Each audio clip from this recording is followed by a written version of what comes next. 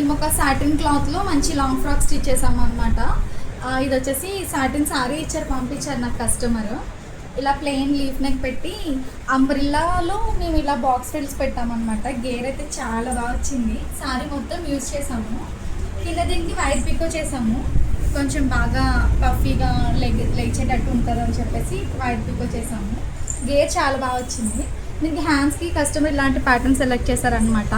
కొంచెం frills pattern. దీనికి శారీకి లేస్ వచ్చింది. సాటిన్ శారీకి ఆ లేస్ ఇలా కింద పెట్టామన్నారు కస్టమర్. ఇలా చిన్నగా లేస్ పెట్టాము. దీనికి లోపల కూడా హ్యాండ్ వచ్చేసింది అనమాట. చిన్నలో హ్యాండ్ వచ్చి పైనుంచి ఇలా ఫ్రిల్స్తో హ్యాండ్ పెట్టాము. ఇదొక సాటిన్ శారీలో సింపుల్ ఫ్రాక్ అనమాట. దీనికి కస్టమర్ నాకు మంచిగా ఇలా ఫ్లవర్ ప్యాటర్న్ సెలెక్ట్ చేశారు. ఇది ఇంకొక సపరేట్ క్లాత్తో ఈ ఫ్లవర్ అనేది స్టిచ్ చేసామన్నమాట.